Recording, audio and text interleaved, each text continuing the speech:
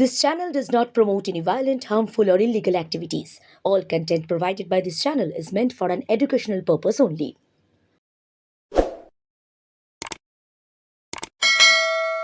নমস্কার, বিশ্ব বাংলা সংবাদে আপনাদেরকে স্বাগত জানাচ্ছি। একটা ছোট বিষয়, কিন্তু বিষয়টা অনেক দূর প্রসারিত।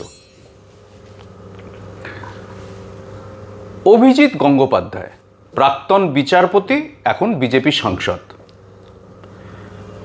মাঝে মধ্যেই তিনি কিছু উল্টোপাল্টা, কোট আনকোট উল্টোপাল্টা কথা বলেন, যার জন্য দলের মধ্যে সমালোচনায় পড়তে হয়। ময়দানে চিকেন প্যাটিস বিক্রি করা নিয়ে বিজেপির কিংবা আরএসএস যারা চিকেন প্যাটিস বিক্রেতাকে আক্রমণ করেছিল, মারধর করেছিল, বাংলাদেশি তকমা দিয়ে বের করে দিয়েছিল, তাদের পাশে দাঁড়িয়েছিলেন একজন সাধারণ নাগরিক হিসেবে। তিনি তখন তার গায়ে বিজেপির ছাপটা সরিয়ে রেখেছিলেন এবং পরিষ্কার ভাষায় বলেছিলেন, কি বলেছিলেন? পশ্চিমবঙ্গের রাজনীতিটা নয় যে প্যাটিসওয়ালাকে ধরে চিকেন প্যাটিস বিক্রি করছে বলে মারবে। কেন করবে না? তোর ইচ্ছা নয় তুই খাবি না, তোকে কে খেতে বলেছে? তো মারার অধিকার কে দিল? তার যে উপার্জনের যে উপকরণ, সেটাকে ভেঙে ফেলার অধিকার তোকে কে দিল? সারা জীবনে তো কোনো পড়াশোনা, ক্লাস 4-এর চেয়ে হয়তো অনেক ডিগ্রি অর্জন করেছিস, কিন্তু ক্লাস 4-এর চেয়ে বিদ্যে তো বেশি এগিয়েছে বলে মনে হয় না। একটা মানুষ, খেটে খাওয়া মানুষ, পরিশ্রমী মানুষ, মেহনতি মানুষ, তাকে মেরে দিচ্ছিস, তোর উপার্জনের উপকরণটা ধ্বংস করছিস। তুই জানা যারা আজকে ভারতবর্ষ শোষণ করছে তাদের গায়ে হাত তোল, তোর হাত পা দুটোই কেটে ফেলে রেখে দেবে রাস্তায়। সৎভাবে জীবিকা অর্জনকারীকে সে দরিদ্র হতে পারেন, কিন্তু তাকে যদি আক্রমণ করা হয়, আঘাত আনা হয়, ধর্ম তোলা হয়, কিংবা চিকেন প্যাটিস না ভেজ প্যাটিস খাওয়া হচ্ছে সেই নিয়ে প্রশ্ন তুলে তাকে ব্যক্তিগতভাবে আক্রমণ করা হয়, বের করে দেওয়া হয়, মারধর করা, তা অন্যায়। এই বেয়াদপি চলতে পারে না, স্পষ্ট ভাষায় বলেছিলেন অভিজিৎ গঙ্গোপাধ্যায়। এবারে বোঝেন তো যে গঙ্গা দিয়ে জল গড়িয়েছে, এসব কথা বিজেপির যে খুব একটা ভালো লাগবে না তা বলার অপেক্ষা রাখে না। ফলে সেই অভিজিৎ গঙ্গোপাধ্যায় ডিগবাজি। তার কারণ শুভেন্দু সুকান্ত থেকে শ্রমিকরা বলেছেন যে আপনি যে ইস্যুটা ধরেছেন সেই ইস্যুটা সঠিক ইস্যু। এই ইস্যু নিয়ে সাধারণ মানুষ হচ্ছে বিরক্ত, কেউ কেউ লজ্জিত, বিজেপির ওপর খাপ্পা রয়েছে। ফলে আপনি যেমন একটা মেরামতের, বিজেপির পক্ষে একটা মেরামতের একটা মলম দেওয়ার জায়গা তৈরি করেছেন, সেটা যেমন ঠিক, উল্টো দিকে এটাকে বিজেপিকে জড়িয়ে আপনি তো সরাসরি বিজেপিকে বলেছেন। এটা কোন বিজেপি? কারা এইসব বিজেপি? কারা এসে জুটেছে? বিজেপিকে সুশাসন উপহার দিতে হবে পশ্চিমবঙ্গে, এবং সেটা করতে হলে প্রথম থেকেই খুব কড়া হাতে এইগুলো দমন করতে হবে। যারা মানুষের, গরিব মানুষের উপার্জনকে হচ্ছে লাথি মেরে পিষে দেয়, ভেঙে দেয়, গুঁড়িয়ে দেয়, তার জাত নিয়ে প্রশ্ন তোলে। অভিজিৎ গঙ্গোপাধ্যায় এই প্রশ্নগুলো করেছিলেন। তারপরেই সে শীত দাঁড়া সোজা অভিজিৎ গঙ্গোপাধ্যায় ডিগবাজি।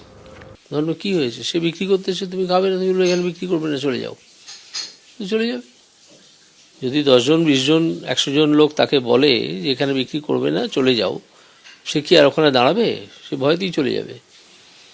কিন্তু তাকে মারবার, তার ওইটা ধ্বংস করে দেবার এই ক্ষমতা তাদেরকে কে দিল? তারা কি করে নিজের হাতে তুলে নিল?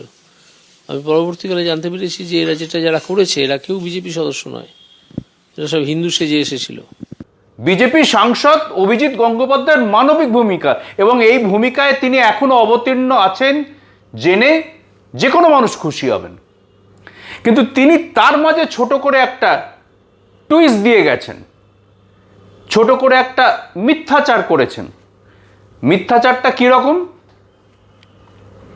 না, তিনি এতদিন এর আগে যখন বলছিলেন যে এইসব বিজেপি কারা, বিজেপি কোন বিজেপি, এরা জানে বিজেপি, এরা রামায়ণ জানে, মহাভারত জানে, অনেক কথা বললেন।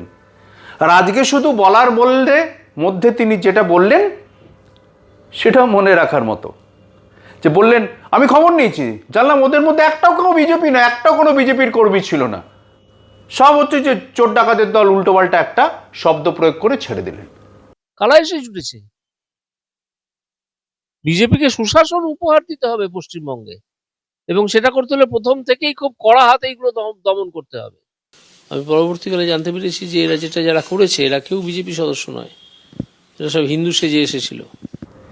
একেই বলে অভিজিৎ বাবু, অভিজিৎ গঙ্গোপাধ্যায়, প্রাক্তন বিচারপতি অভিজিৎ গঙ্গোপাধ্যায়, সাংসদ, বিজেপির সাংসদ, একেই বলে টোটাল ডিগবাজি।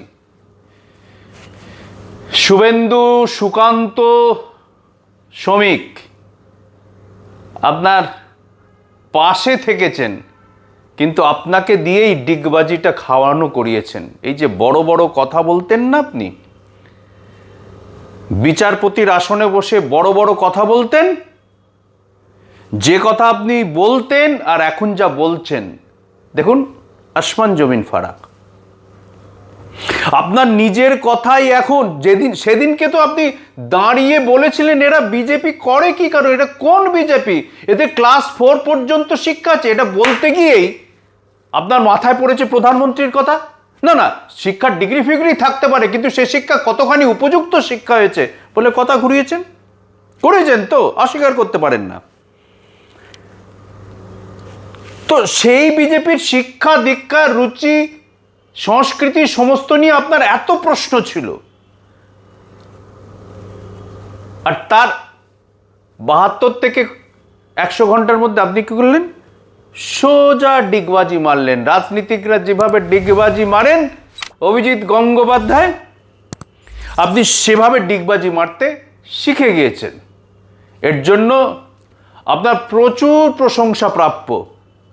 আপনি যে রাজনীতিটা করতে শিখে নিয়েছেন, ডিগবাজি মারার পদ্ধতিটা বুঝে নিয়েছেন, ডিগবাজি মারলে কিভাবে কথার মাঝখানে ডিগবাজি মারার রসদ রেখে দিতে হয়, সেটা আপনি দারুণভাবে শিখে নিয়েছেন। এই তো অভিজিৎ বাবু, প্রাক্তন বিচারপতি, যাকে একটা সময় মসিহা বলতেন, রাস্তায় গেলে, বইমেলায় গেলে, কোথাও ঘুরতে গেলে যার পাশে প্রচুর মানুষ ভিড় করতেন, সেই অভিজিৎ গঙ্গোপাধ্যায় বিজেপির সাংসদ। আপনি কিন্তু খুব দ্রুত শিখছেন রাজনৈতিক ডিগবাজি, খুব দ্রুত শিখছেন, আর এই শেখাটাকে আমরা সাধুবাদ জানাচ্ছি। এই শেখাটাকে আমরা সাধুবাদ জানাচ্ছি। অভিজিৎ গঙ্গোপাধ্যায়, আপনার এই রাজনৈতিক ডিগবাজি, অর্থাৎ চিকেন প্যাটিস বিক্রেতাকে আক্রমণ করার পিছনে প্রথমবার আপনি বলেছিলেন বিজেপি রয়েছে, হিন্দু রয়েছে, হিন্দু সমস্ত আরএসএস সংঘ ইত্যাদি যে থাকুক, এরা রাজনীতি করতে এসছে, তাদের রাজনৈতিক শিক্ষা দীক্ষা নিয়ে প্রশ্ন তুলেছিলেন। আর তার 100 ঘন্টার মধ্যে অভিজিৎ বাবু সোজা ডিগবাজি। দারুণ লাগলো, কিন্তু দুর্দান্ত। অলিম্পিকের কথা বলছেন আপনি, দেশে এরকম হচ্ছে ডিগবাজি প্রতিযোগিতা হলে আপনি সেরা শিরোপা পেতেন, সেরা শিরোপা। আপনি বলে দিলেন ওরা বিজেপি ছিল না, তারা বিজেপি ছিল না। যারা চিকেন প্যাটিস বিক্রেতাকে আক্রমণ করেছিল, অসভ্যতা করেছিল, তার জাত নিয়ে প্রশ্ন তুলেছিল, তারা বিজেপি ছিল না। এত দ্রুত ডিগবাজি খেতে শেখা মানুষ কিন্তু মনে রাখার মতো। অজিতবাবু, অভিজিৎ গঙ্গোপাধ্যায় বিজেপির সাংসদ এবং প্রাক্তন বিচারপতি, আপনাকে বলি, আপনার ডিগবাজি আমাদের খুব ভালো লেগেছে। আপনার এই ধরনের ডিগবাজি আরও চলতে থাকুক। আপনি পরিপূর্ণ রাজনৈতিক ডিগবাজি নেতা হয়ে উঠুন। আমরা সঙ্গে থাকব।